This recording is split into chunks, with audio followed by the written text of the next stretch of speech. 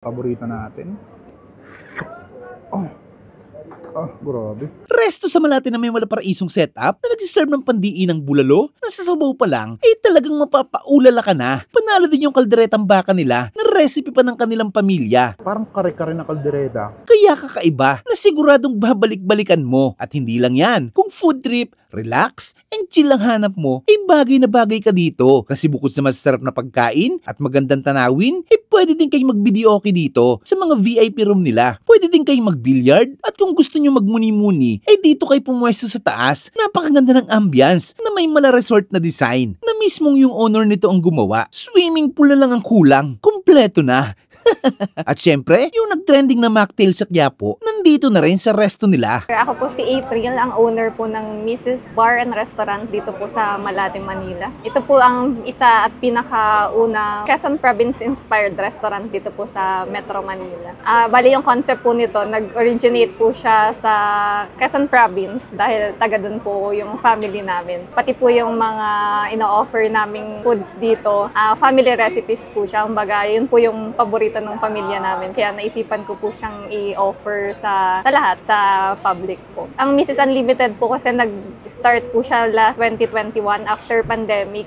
Bali, ito po yung supposedly ika-4 na branches niya. Pero ngayon po, ito na lang yung nagtitirang branch namin. Ang specialty po namin dito yung special bulalo, yung single and taken bulalo po. Saka po yung recipe mo mismo ng mother ko na ipinasa po sa akin yung kaldereta. Saka po mga sizzling meals, katulad po ng beef strips and white sauce. Saka po, din po, recipe din niya yung mga desserts. Saka yung recipe ko po na cheesecake na cup. Nandito na rin po yung Mrs. Cocktail na dinala ko po noon sa Quiapo, Manila nung nag-start po ako ng mag-put up ng sarili kong business. Available po yung Nate Cocktail sa strawberry yogurt flavor, Biscoff Martini, saka cucumber kiwi po. Non-alcoholic po ito na beverages po, mocktails. Ang pinakang kakaiba po siguro sa amin, yung mismong recipe. Dahil nga po, lutong misis po siya eh. Kumbaga, parang magiging at home yung pakiramdam ng mga kakain dito. Yung ano po nito, yung concept po nito, galing talaga sa Quezon Province eh. Kung makakapasyal po kayo doon, karamihan ng yung katulad, yung mga ganito na kubo, yung ganitong yung setup po. Meron po kaming air-conditioned room dito. Pwede po doon mag-video okay. Meron din po kaming billiard hall. Tapos sa taas po, pwede rin po kayo mag-chill kasama ng barkada. May bar din po doon sa taas.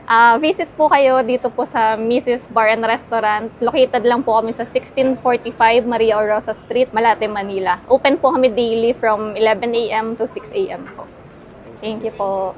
At tayo mga kaabangers, nandito tayo ngayon sa Mrs. Bar and Restaurant dito sa Malate, Manila. Halos tapat lang siya ng Robinsons. Yung binlog natin dating budget meal, halos nasa harap lang siya. Ito yung loob naman. Itong nakikita niyo sa background natin. Ayan, tingnan nyo.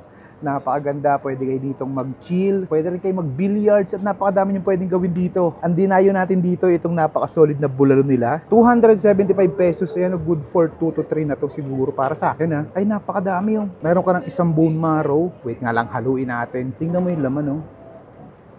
Sheesh, grabe. Dami.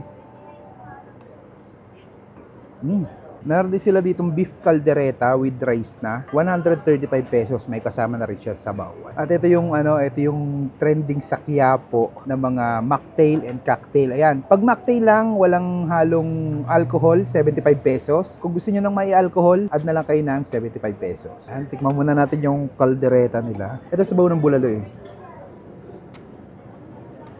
Ay, grabe. Alam mo tong bulalo na to, may kalasa eh. Oh. Ito yung bulalo na kahit hindi mo nalagyan ng ibang pampalasa, hindi mo na kailangan pumunta ng Batangas o Tagaytay. Yan tayo.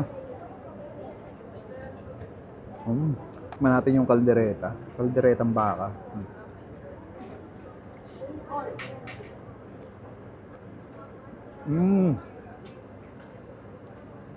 Grabe. Parang kare-kare na kaldereta. Malalasahan mo yung peanut. Grabe, sarap. Quality. Ngayon lang ako nakatikim ng kaldereta na may peanut. Para siyang kare-kare na kaldereta. Parang ganun yung lasa. Para sa akin gusto. Tikman natin yung bulalo. Ayan, grabe. Ito palang taba nila sa bulalo. Pwede kang mag-request ng taba. Kasi kung ayaw mo naman, din nalalagyan. Ayan o. Grabe.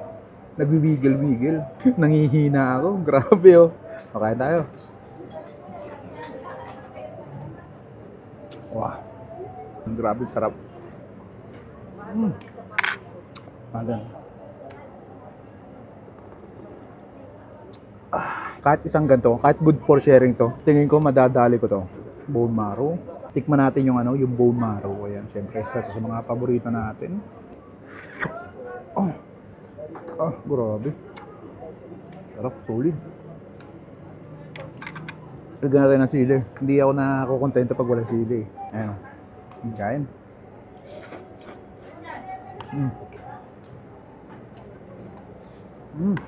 At ito yung drinks sila na hindi natin natapos sa Quiapo. Tagak-takin pawis yun. Biscop.